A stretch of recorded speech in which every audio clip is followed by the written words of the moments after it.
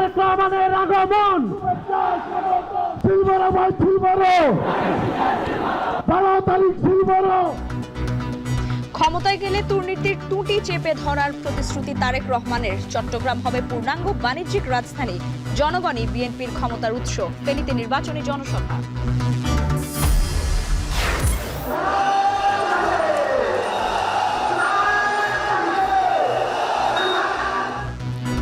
কৌশলের ঋণ খেলাপি দিয়ে প্রার্থী করার অভিযোগ জামায়াত আমিরের।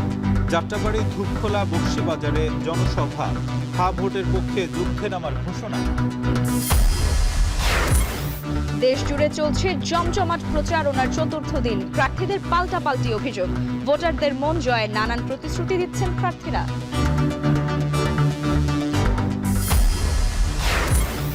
নির্বাচন ও গণভোট সুষ্ঠু করতে সব ধরনের প্রস্তুতি নিয়েছে কমিশন। বিদেশি কূটনীতিকদের জানালেন সিএসি। ভোট কেন্দ্র সহ সবখানে নিশ্চিত নিরাপত্তার আশ্বাস। এবং 26,000 কোটি টাকা খরচ বাড়ল রূপপুর পারমাণবিক প্রকল্পে। পদ্মা সেতু টানেলে পায়রা বন্দরের দায় পরিশোধের প্রভাব অর্থনীতিতে, বললেন বাণিজ্য উপদেষ্টা।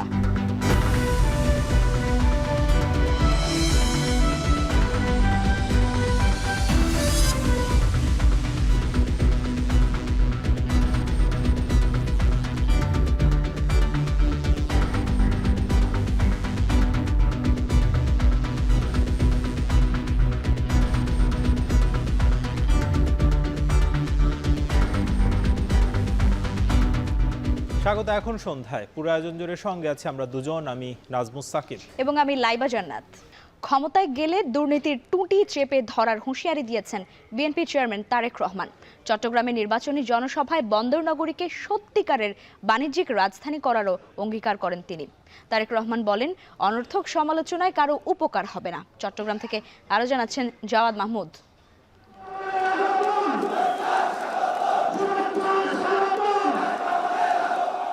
প্রচারণার চতুর্থ দিনে উত্তাল ঢেউ এসে লেগেছে সাগরপাড়ে পলো গ্রাউন্ড মাঠে। এ ঢেউ আরও বাড়ে যখন বিএনপি চেয়ারম্যান প্রায় 2 দশক পর চট্টগ্রামবাসীকে চাটগাঁইয়া ভাষায় অভিবাদন জানান। তারেক রহমান বাংলাদেশের প্রাণ, বাংলাদেশের প্রাণ, তারেক রহমান। বৃহত্তর চট্টগ্রামের 23টি আসনের বিএনপি প্রার্থীদের প্রাণপণ চেষ্টা ছিল নির্বাচনী জনসভা সফল করার। মিছিল, স্লোগানে সরগরম পুরো পলো গ্রাউন্ড মাঠ। চট্টগ্রাম অঞ্চলে নিরঙ্কুশ বিজয়ের প্রত্যাশা নেতাদের। শিক্ষা ব্যবস্থার আমূল পরিবর্তন সাধন করবেন, কর্মের হাত সৃষ্টি করবেন। এইভাবে মেধা নির্ভর, প্রযুক্তি নির্ভর বর্তমান বিশ্বের সাথে তাল মিলিয়ে যাতে আমরা জনশক্তি সৃষ্টি করতে পারি, সেরকম একটি আগামীর বাংলাদেশ সৃজন করবেন। শহীদের প্রত্যাশা অনুযায়ী চট্টগ্রামকে অর্থনৈতিক হাবে আমরা ইনশাল্লাহ আগামী দিনে পরিণত করব। শুধুমাত্র বাণিজ্যিক রাজধানী না, তার চেয়েও বেশি। যাদেরকে মনোনয়ন দেওয়া হয়েছে সবার জন্য, সবাই ঐক্যবদ্ধভাবে হাতে হাত মিলিয়ে, কাঁধে কাঁধ মিলিয়ে তাদেরকে জয়ী করতে হবে সবাইকে ইনশাআল্লাহ। মঞ্চে এসে তারেক রহমান স্মরণ করেন চট্টগ্রামের মাটিকে, যেখানে শহীদ হন তার বাবা সাবেক রাষ্ট্রপতি জিয়াউর রহমান। চট্টগ্রামবাসীকে প্রতিশ্রুতি দেন ক্ষমতা এলে চট্টগ্রামকে পূর্ণাঙ্গ বাণিজ্যিক রাজধানী ঘোষণা করার। এই চট্টগ্রামের পূর্ণভূমির সাথে আমি এবং আমার পরিবারের একটি আবেগের সম্পর্ক রয়েছে। কেইপিজেডের মতন আর ওইপিজেড আমরা তৈরি করব, যাতে আরো লক্ষ লক্ষ তরুণ সমাজের সদস্যরা সেখানে চাকরি সংস্থান করতে পারে, কর্মসংস্থান করতে পারে। সমগ্র চট্টগ্রাম সহ সারা দেশে বহু মানুষের কর্মসংস্থান হবে। সারা দেশে ব্যবসা বাণিজ্য অনেক চাঙ্গা হবে, যাতে করে মানুষের কর্মসংস্থান হবে, মানুষ চাকরি ব্যবসা বাণিজ্য করে খেতে পারবে। কি সেটি? বাণিজ্যিক রাজধানী। বিএনপি অযৌক্তিক প্রতিশ্রুতি দিতে চায় না উল্লেখ করে তারেক রহমান বলেন, ক্ষমতা এলে শিক্ষা ব্যবস্থা আমূল সংস্কার করা হবে। 24-71-এর রক্ষা কবচ বলেও মন্তব্য করেন তিনি। 1971 সালে দেশ স্বাধীন হয়েছিল, সেই স্বাধীনতাকে রক্ষা করেছে 2024 সালের ছাত্র জনতার আন্দোলন। আমরা বলেছি, আপনাদের রায় 12 তারিখে ইনশাল্লাহ আমরা সরকার গঠনে সক্ষম হলে আমরা আমাদের প্রাইমারি শিক্ষা ব্যবস্থা সহ বিভিন্ন শিক্ষার স্তরে স্তরে আমরা পরিবর্তন আনতে চাই, যেখানে আমরা শিক্ষা ব্যবস্থাকে এমন করে গড়ে তুলতে চাই যেখানে আমাদের তরুণ যুবক সদস্যরা, তরুণ সমাজের সদস্যরা শুধু সার্টিফিকেট শিক্ষা ব্যবস্থায় পাবে না, একই সাথে তাদের শিক্ষা ব্যবস্থা এমন হবে যাতে শিক্ষা জীবন শেষে তারা কর্মসংস্থানের ব্যবস্থা সহজেই করে নিতে পারে। চট্টগ্রামে তারেক রহমানের এই উপস্থিতি নির্বাচনী মাঠে এখানে বিএনপিকে বিশেষ সুবিধা দেবে বলে মনে করছে দলটি। চট্টগ্রামে তারেক রহমানের এই জনসভাকে বিএনপির নেতারা দাবি করছেন এই অঞ্চলে ভোট প্রচারের প্রধান চমক হিসাবে। তবে লক্ষাধিক নেতাকর্মীদের এই উপস্থিতি ভোটের মাঠে কতটা প্রভাব ফেলবে সেই প্রশ্নটিও থেকে যাচ্ছে। আর সকল প্রশ্নের উত্তর মিলবে 12ই ফেব্রুয়ারি ব্যালটের রায়ে। 12 তারিখে যাতে কেউ কোনোভাবে আপনাদের ভোটের অধিকার কেড়ে নিতে না পারে সেই ব্যাপারে সদা সতর্ক দৃষ্টি রাখবেন, ইনশাল্লাহ সতর্ক থাকবে। জওয়াদ মাহমুদ, চট্টগ্রাম। জনগণই হচ্ছে বিএনপির সকল রাজনৈতিক ক্ষমতার উৎস। সেই জন্য আগামী 12 ফেব্রুয়ারি বিএনপিকে ভোট দিয়ে ক্ষমতায় আনার আহ্বান জানিয়েছেন বিএনপি চেয়ারম্যান তারেক রহমান। চট্টগ্রামের পর সন্ধ্যায় ফেনীর পাইলট মাঠে নির্বাচনী জনসভায় তারেক রহমান বলেন, বিএনপি ক্ষমতায় গেলে ফেনীতে মেডিকেল কলেজ করা হবে। দুর্নীতিমুক্ত দেশ গড়তে হলে ধানের শীষকে বিজয়ী করার আহ্বান জানান তিনি।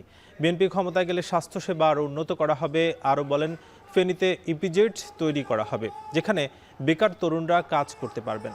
তরুণ প্রজন্মকে বিদেশি ভাষা শিক্ষার ব্যবস্থা করা হবে, যেন তারা বিদেশ গিয়ে রেমিটেন্স পাঠাতে পারবে।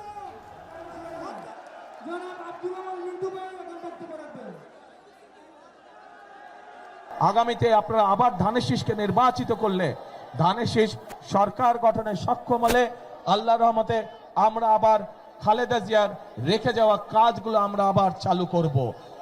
শহীদ জিয়ার রেখে যাওয়া কর্মসূচিগুলো আমরা আবার চালু করব, যাতে করে দেশের মানুষের ভাগ্যের পরিবর্তন হয়।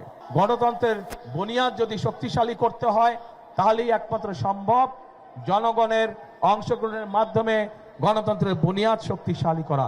এবং গণতন্ত্রের বুনিয়াদ যত শক্তিশালী হবে তত মানুষের ভাগ্যের পরিবর্তন হবে। ফেনীর পর কুমিল্লার 3টি স্থানে নির্বাচনী সমাবেশে যোগ দেবেন তারেক রহমান। প্রথমে জেলার 14 গ্রাম হাইস্কুল মাঠে সমাবেশে বক্তব্য রাখবেন তিনি। আর বিপুল নেতাকর্মীর অংশগ্রহণে ভরে উঠেছে সমাবেশস্থল। সেখান থেকে যুক্ত হচ্ছেন মাসুদ আলম। মাসুদ, সমাবেশে নেতাকর্মীদের উচ্ছ্বাস কেমন দেখছেন? কখন নাগাদ পৌঁছাতে পারেন তারেক রহমান?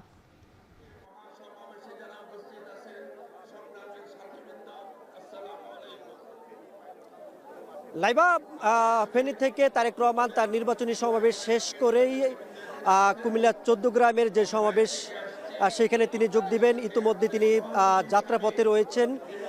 ঠিক কিছুক্ষণ পরে তিনি এই সমাবেশ স্থলে উপস্থিত হবেন। আমি রয়েছি কুমিল্লার 14 গ্রাম হাই স্কুল মাঠে। এখানে সমাবেশ করবেন। সমাবেশে বক্তব্য দিয়েই কুমিল্লার সোয়াগাজী ডিগবাজি মাঠ, ফুলতলি মাঠে তিনি সেখানে অংশগ্রহণ করবেন। সেখান থেকে পরবর্তীতে তিনি কুমিল্লার দাউদকান্দি ঈদগাহ মাঠে তিনি অংশগ্রহণ করবেন। সেখানে বক্তব্য শেষে মূলত তিনি কুমিল্লা ত্যাগ করবেন। আমরা দেখেছি, আমি যেখানে রয়েছি 14 গ্রাম হাই স্কুল মাঠে, এখানে দুপুর থেকেই বিভিন্ন দূর দূরান্ত থেকে নেতাকর্মীরা প্রিয় নেতার এবং দলের চেয়ারপারসনের বক্তব্য শোনার জন্য অধীর আগ্রহী রয়েছেন, অপেক্ষায় রয়েছেন। দীর্ঘ প্রায় 2 দশক পর তিনি কুমিল্লায় আসছেন, সে আনন্দটুকু রয়েছে। একই সঙ্গে আগামী নির্বাচনে দিক নির্দেশনামূলক বক্তব্য শোনার জন্য নেতার অপেক্ষায় রয়েছেন। এই যে রাতের ঠিক 7টা বাজে, তারা বলছেন যে শুধু 7টা নয়, যদি তারেক রহমান রাতের 10টা পরেও তিনি আসেন, তারপরেও তারা শৃঙ্খলা এবং ঐক্যবদ্ধভাবে তারা থাকবেন, যাতে করে কোনো ধরনের বিশৃঙ্খলা না হয়।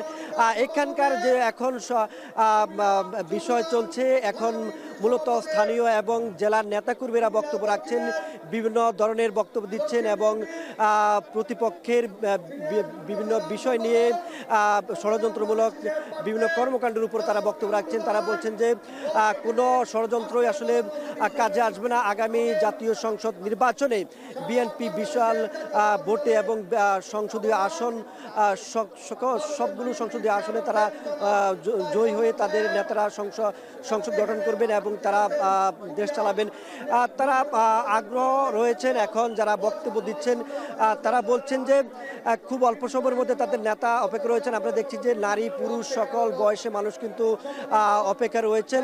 ঠিক 10 থেকে 15 মিনিটের মধ্যেই তারেক রহমান এই সমাবেশস্থলে অংশগ্রহণ করবেন এবং বক্তব্য দিবেন। তো লাইভা এই ছিল কুমিল্লা থেকে সবশেষ। কুমিল্লার 14 গ্রাম থেকে যুক্ত ছিলেন মাসুদ আলম। চাঁদাবাজদের ধরতে অ্যাপ চালুর ঘোষণা দিলেন জামায়াত ইসলামীর আমির ডক্টর শফিকুর রহমান। যাত্রাবাড়ির কাজলায় নির্বাচনী জনসভায় তিনি আরো বলেন, কর্মসংস্থান সহ কর্মক্ষেত্রে নারীদের মর্যাদা রক্ষায় সর্বোচ্চ অগ্রাধিকার দেবে জামায়াত। সমাবেশে প্রার্থীদের হাতে দাঁড়িপাল্লা প্রতীক তুলে দেন ডক্টর শফিকুর রহমান। এদিকে ধূপখোলায় জনসভায় জামায়াতের আমির অভিযোগ করে বলছেন, কৌশলের ঋণ খেলাপিদের প্রার্থী করা হয়েছে। আরো জানাচ্ছেন আজহার লিমন।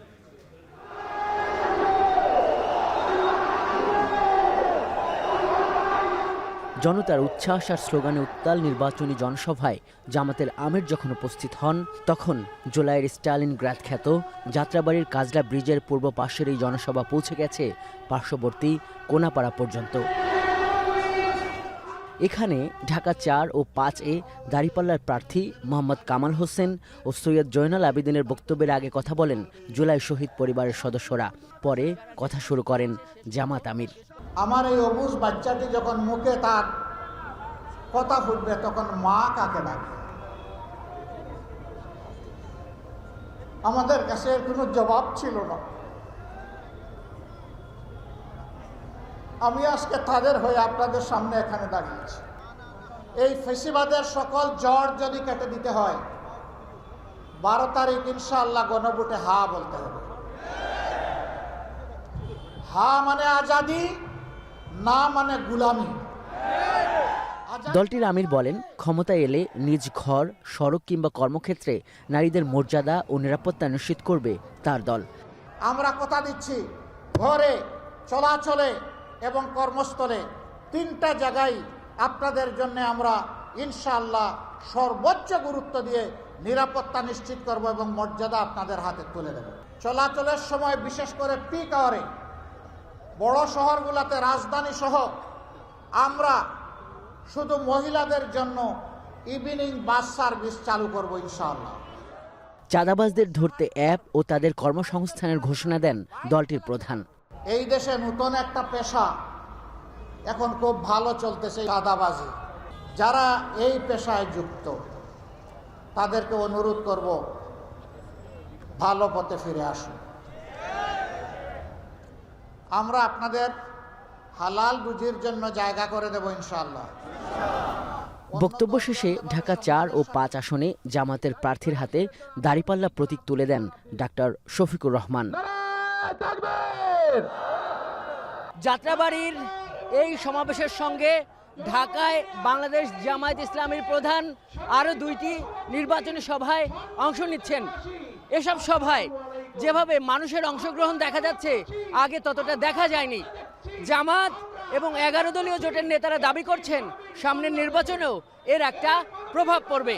আমি জামাতের আগমন ঢাকার পক্ষ থেকে। দুপুরে পুরান ঢাকার ধূপখোলা মাঠে দিনের দ্বিতীয় জনসভায় যোগ দেন জামাত আমির। এখানে ভোট বাক্স দখল করলে হাত ঘুরিয়ে দেবার হুঁশিয়ার করেন তিনি। প্রশ্ন করেন, যে দলের 39 জন ঋণখেলাপি, তারা কি করে দুর্নীতিমুক্ত বাংলাদেশ গড়বে? এই যুব সমাজের বুটে যদি হাত দিতে চায়, সেই হাতকে গুড়িয়ে দিতে হবে। একটা দল শুনলাম ইদানিং বলছেন তাদের হাতে দেশ আসলে তারা নাকি দুর্নীতি নিয়ন্ত্রণ করবেন।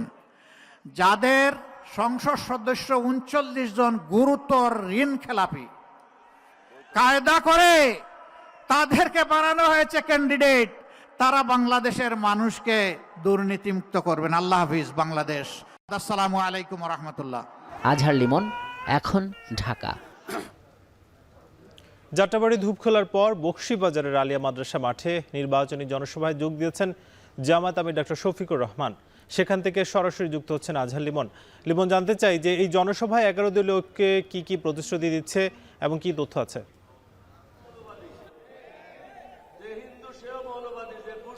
সাকিব, এই মুহূর্তে এই বকশীবাজারের আলিয়া মাঠের এই জনসভায় আমরা দেখছি যে কর্নেল অলি বীর বিক্রম উনি বক্তৃতা করছেন। উনি ওনার বক্তব্যের শুরুতেই বললেন যে উনি সংক্ষিপ্ত বক্তৃতা করবেন এবং এই 11 দলীয় জোট নিয়ে যেই প্রশ্নগুলো উঠছে সেইগুলোর উনি উত্তর দেবেন। এবং এক পর্যায়ে তিনি কিন্তু বিএনপিরও সমালোচনা করলেন এবং ওনার যে আক্ষেপ, উনিও একসময় যিনি বিএনপির সঙ্গে ছিলেন উনি বলছেন যে সেই শহীদ জিয়া কিংবা বেগম জিয়ার সেই বিএনপি নেই, এইভাবে উনি বক্তৃতা করছেন এবং একের পর এক কিন্তু বক্তৃতা করছেন। এখানে যারা এই মঞ্চে আছেন, কিছুক্ষণ আগে আমরা দেখলাম নুরুল ইসলাম সাদ্দাম, উনি বাংলাদেশ ইসলামী ছাত্র শিবির সেটির সভাপতি, উনি বললেন যে এই ফ্যামিলি কার্ড বা এই সমস্ত যে কার্ডের প্রতিশ্রুতি দেওয়া হয়েছে এটি আসলে আগের যে আওয়ামী লীগ আমলেরই একটা প্রতিশ্রুতির মতো উনি এইভাবে বললেন। এবং এইখানে আমরা দেখছি যে একই সঙ্গে যেমন জামাতের নেতৃবৃন্দ যেমন একই সঙ্গে এখানে বক্তব্য রাখছেন, একই সঙ্গে আমরা দেখছি যে 11 দলীয় জোটের যারা নেতা এখানে উপস্থিত হয়েছেন তারাও এখানে বক্তব্য রাখলেন। আমরা দেখলাম সাদিক কায়েমকে এখানে কথা বলতে।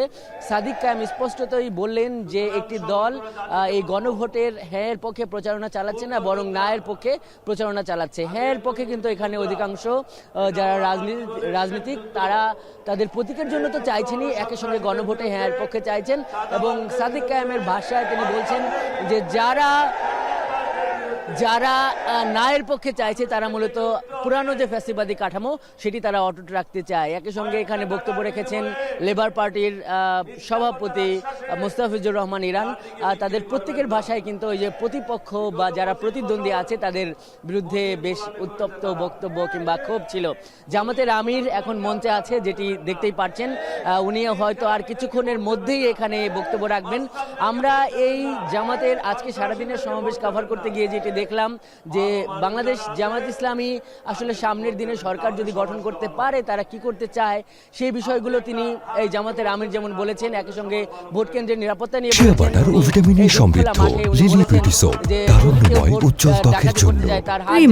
ঘুরে দেওয়া হয়, এভাবে কিন্তু হুঁশিয়ারি করেছেন। দুর্নীতির ব্যাপারে বলেছেন যে যাদের দলে 39 জন ঋণ খেলাপি যাদেরকে মনোনয়ন দেওয়ার প্রার্থী করার যাদের চিন্তা ছিল তারা দুর্নীতির বিরুদ্ধে কিভাবে লড়বে।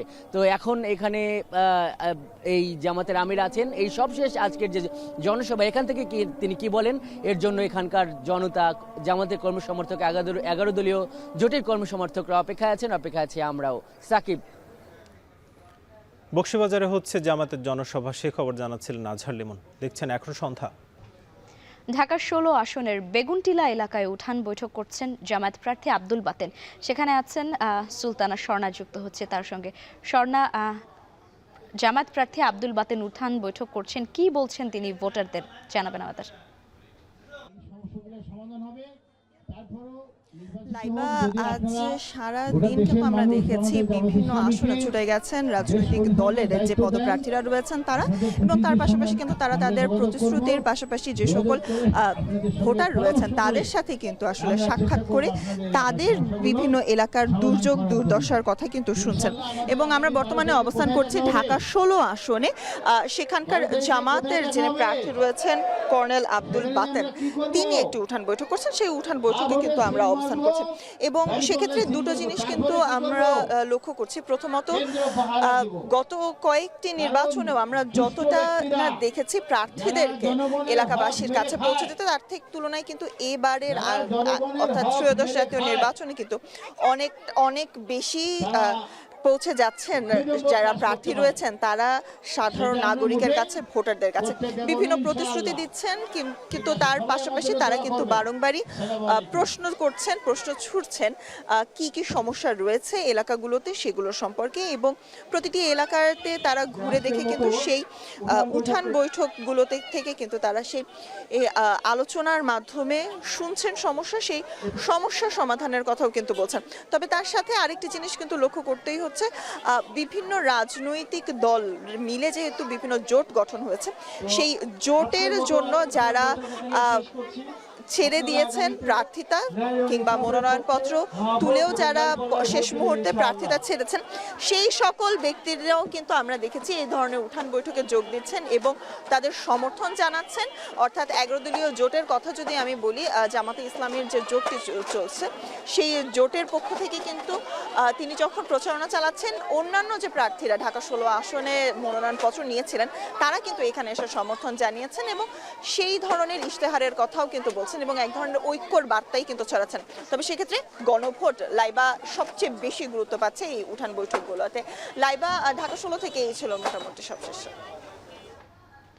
ঢাকা 16 আসনের বেগুনটিলা এলাকায় উঠোন বৈঠক করছেন জামায়াত প্রার্থী আব্দুল বাতেনার। তারই খবর জানছিলাম সুলতানা স্বর্ণার কাছ থেকে। ঢাকা 4 আসনে গণসংযোগ করছেন বিএনপির প্রার্থী তানভীর আহমেদ রবিন। সেখানে আছেন আমাদের সহকর্মী আতিক মেসবা লগ্ন, যুক্ত হচ্ছে তার সঙ্গে। লগ্ন, গণসংযোগে প্রার্থীরা কি আশ্বাস দিচ্ছেন, আর তানভীর আহমেদ রবিন গণসংযোগ করছেন, কি বলছেন তিনি ভোটারদের উদ্দেশ্যে, জানাবেন আমাদের।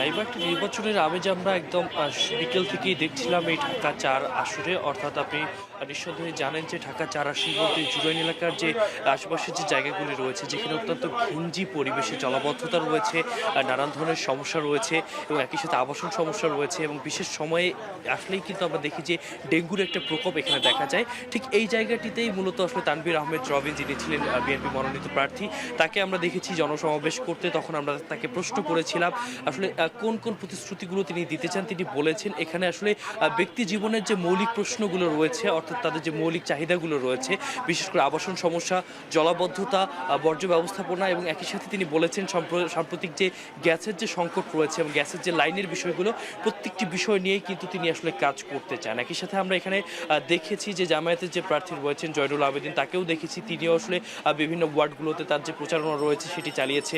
এই 52 নম্বর ওয়ার্ডে কিছুক্ষণ আগেই আমরা যেমনটি দেখেছি তানভীর আহমেদ রবিন যখন এখানে নির্বাচনী প্রচারণা চালাচ্ছিলেন, আমরা আসলে যারা ভোটাররা রয়েছে তাদের সাথে কথা বলেছি। তারা আসলে বলেছে যেহেতু জুলাই পরবর্তী বাংলাদেশে সবাই আসলে একটি অসাম্প্রদায়িক ঐক্যের দিকে এগোতে চায়, তো এই জায়গা থেকে সবাই আসলে ইতিবাচকভাবেই এমন প্রার্থীকে নির্বাচিত করতে চায় যিনি আসলে সকল ভেদাভেদ দূর করে আসলে গণমানুষের কাছে পৌঁছাতে পারবে, তাদের প্রত্যাশা এবং সেই স্বপ্ন পূরণের যে ফারাক রয়েছে সেই ফারাক দূর করতে পারবে এবং সেই বিষয়গুলো দূর করবার জন্যই কিন্তু তারা আসলে এমন প্রার্থীর খোঁজ করছেন। তবে আমরা দেখেছি যেহেতু নির্বাচনী বেশ কিছু আচরণবিধি রয়েছে, সেই আচরণবিধিতে যেন কোনো রকমের ঘাটতি না হয়, সেই দিক থেকে আসলে নিজেদের ক্ষেত্রে যে তৎপরতাগুলো রয়েছে, যে বিধিনিষেধগুলো রয়েছে, সেগুলো মানার কিছু বিষয় দেখেছি দলের পক্ষ থেকে। দলের পাশাপাশি যারা শাখা সংগঠনগুলো যেগুলো রয়েছে, অঙ্গ সংগঠনগুলো রয়েছে, সমমনা যে দলগুলো রয়েছে, সবাই মিলেই কিন্তু আসলে এই যে প্রচার ব্যবস্থা রয়েছে সেখানে সুস্থভাবেই আসলে সবাই এখানে অংশগ্রহণ করেছে এবং সম্মিলিত প্রয়াসের মাধ্যমে মূলত গণ আকাঙ্ক্ষা পূরণ, জনগণের যে প্রত্যাশার জায়গা রয়েছে সবগুলো পূরণের জন্য তারা আসলে আশ্বাস দিচ্ছিলেন। আমরা দেখেছি যে আশেপাশে যেহেতু ঢাকার প্রবেশ মুখ হচ্ছে এই জুরাইন এলাকা ঢাকা 4 আসন এবং এই আসনে যেহেতু তিনি চেষ্টা করেছেন সবার যে চাওয়া পাওয়াগুলো আসছে সেগুলো পূরণ করেই মূলত কাজ করে যাবার জন্য। তো এই ছিল আমার এখান থেকে সর্বশেষ।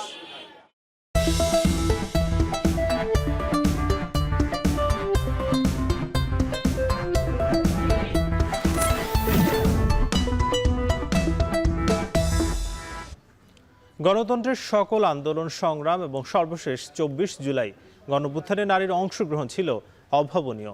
সোচ্চার নারীর কারণেই সফলতা অর্জিত হয়েছে সকল ক্ষেত্রে।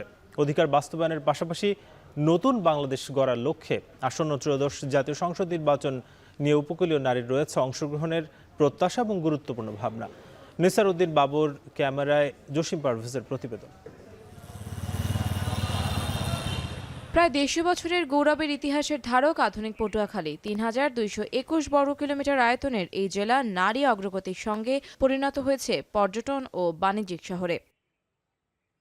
ষাটোর্ধ্ব কোহিনুর বেগম আর্থিক সংকটে জীবন কেটে যাচ্ছে কোনো রকমে। যোগ্য নেতা ও সরকার নির্বাচনে ভোট ভাবনায় কোহিনুরদেরও রয়েছে ভিন্নতা। আমাকে যে সাহায্য সহযোগিতা করবে এই ধরনের সরকার আমরা চাই। 26 নির্বাচন নিয়ে অনেক উচ্ছ্বাস থাকলেও কৃষিবান্ধব সরকার গঠন, সম্পদে নারীর অধিকার নিশ্চিত এবং দুর্যোগ আক্রান্ত উপকূল সুরক্ষার দাবি জোরালো হয়ে উঠেছে। নারী বান্ধব সরকার চাই, জানি মহিলা আমাদের এই যে জমি জমা আছে ভাইরা দেয় না, ধানের দাম পাই না, এটা যে আমরা পাই। চাকরি সুবিধা এবং বাণিজ্যিক ক্ষেত্রে নারীর অংশগ্রহণ নিশ্চিতে নারীবান্ধব ভোট কেন্দ্র স্থাপন, ভোট প্রদানে সচেতনতার পাশাপাশি নিরাপত্তা নিশ্চিতের দাবিও ভোটারদের। নারীদের উদ্বুদ্ধকরণের জন্য আমরা ইউনিয়ন পর্যায়ে উঠান বৈঠকের ব্যবস্থা করেছি এবং আমরা ওয়ার্ডে পৌরসভার মধ্যে ওয়ার্ডে আমরা সচেতনতামূলক ব্যবস্থা নিচ্ছি। জেলায় 4টি সংসদীয় আসনে 15,09,589 ভোটারের মধ্যে নারী ভোটার 7,47,585 জন। নির্বাচনে মুখ্য ভূমিকায় রয়েছেন এই নারী ভোটাররাই। এখন পটুয়াখালী।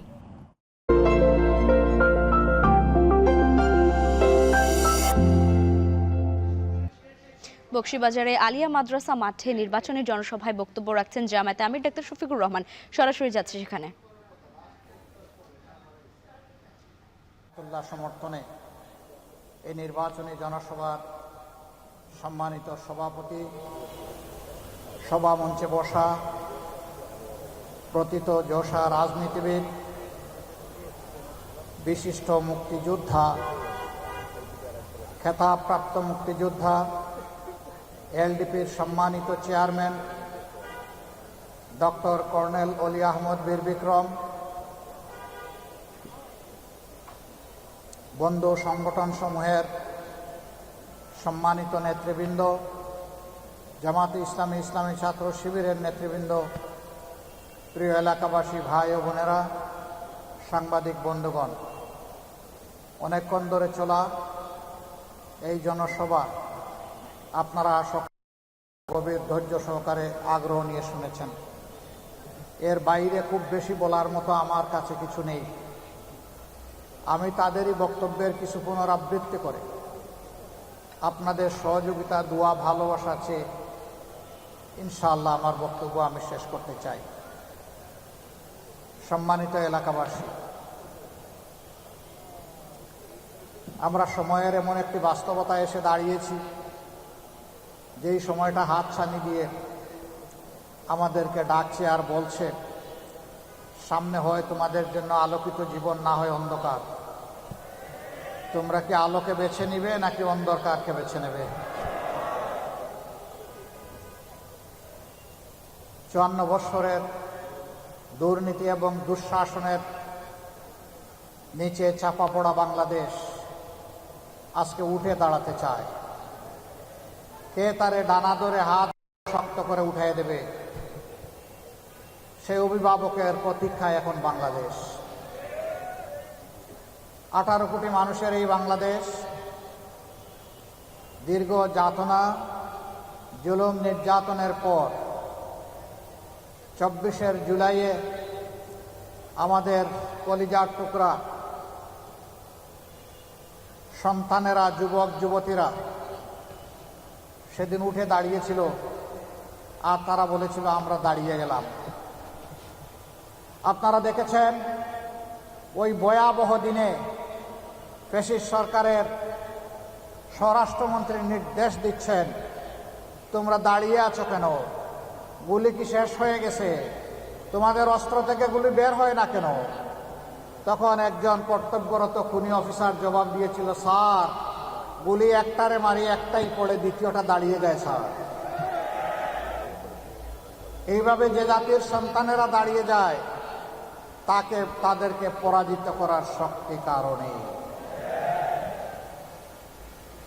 সম্মানিত ঢাকাবাসী, আপনারা ইতিহাসের অনেক বেদনাদায়ক ঘটনার সাক্ষী।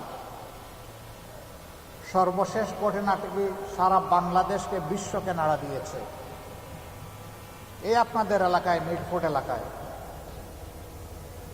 নিজের দলের একজন লোককে, ওই দলের যারা